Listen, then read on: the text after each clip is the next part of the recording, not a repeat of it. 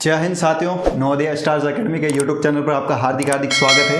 आज के वीडियो में हम देखने वाले राजस्थान पटवारी सैलरी और प्रमोशन के बारे में, यानी कि जो राजस्थान पटवारी भर्ती होती है उसके अंदर सैलरी यानी कि जो वेतन दिया जाता है वो कितना दिया जाता है और प्रमोशन किस किस समय मतलब कितने साल में होता है, उसके बारे में हम इस वीडियो में चर्चा करने वाले हैं। तो गवर्नमेंट एग्जाम से संबंधित सभी प्रकार की जानकारी के लिए आप हमारे साथ जुड़े रहिएगा, हमारे चैनल को सब्सक्राइब जरूर करना। तो चलिए वीडियो को शुरू करते हैं। अगर सैलरी की बात की जाए तो आपको पता होगा 2 साल यानी कि प्रोबेशन पीरियड में आधी सैलरी के लगभग दी जाती है। तो जो पटवारी को 2 साल तक प्रोबेशन पीरियड में सैलरी दी जाती है वो दी जाती है लगभग 14,600 रुपये। ठीक है, कितनी सैलरी दी जाती है? 14,600 रुपये। यानी कि जो पटवारियों की सैलरी है, वेतन है, वो है पे ग्रेड M5 यानी कि मैट्रिक 5 के हिसाब से। ठीक है, वेतमान यानी कि पे ग्रेड है जो पटवारियों का वो है मैट्रिक 5 के हिसाब से इनका पे ग्रेड है। तो जो 2 साल तक प्रोबेशन पीरियड में जो पटवारियों को सैलरी मिलती है वो मिलती है 14,600 रुपये। उसके बाद जैसे ही प्रोबेशन पीरियड खत्म होता है 2 साल बाद जो सैलरी मिलती है वो मिलती है 33,800 रुपये। 33,800 रुपये कितनी मिलती है सैलरी? 33,800 रुपये। इस 33,800 इसमें और प्लस होता है DA यानी कि महंगाई भत्ता plus HRA house rent allowance यानी कि जो होम रेंट होता है उसका वो मिलता है। तो HRA मिलता है ये 8% और 16%। कितना मिलता है? 8% और 16%।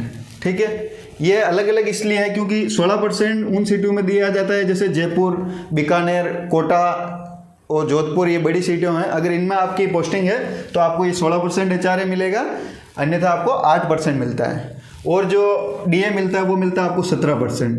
कितना मिलता है? 17%। तो 17 और 8 टोटल मिलाकर 25%।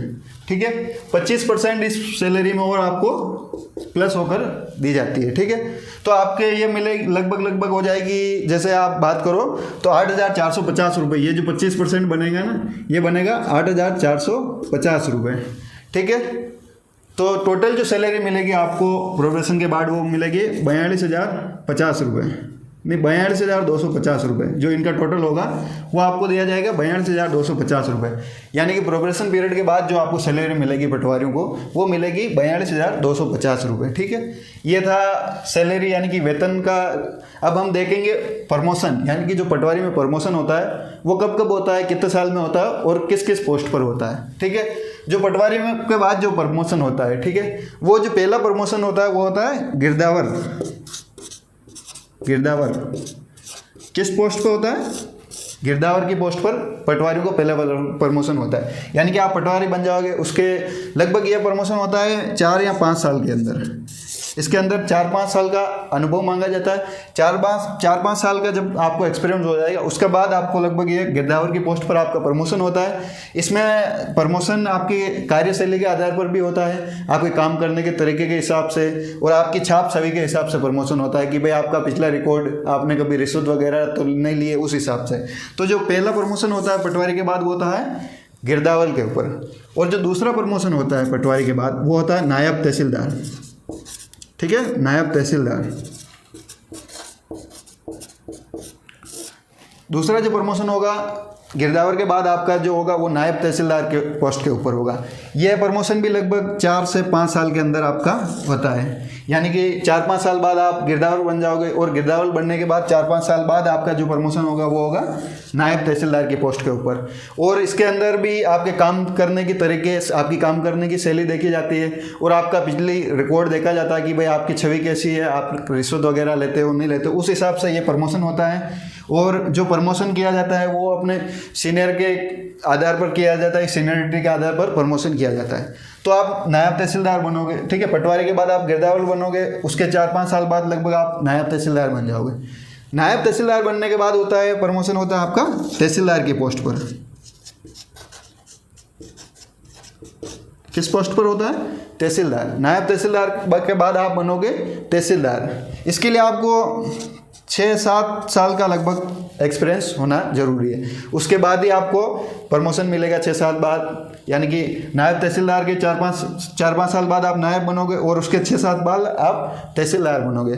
और उसके अंदर भी आपकी कार्यशैली और आपकी छवि देखी जाएगी, आपका रिकॉर्ड चेक किया जाएगा कि भाई आपका पिछला रिकॉर्ड कैसा है, उस आधार पर आपको प्रमोशन दिया जाएगा।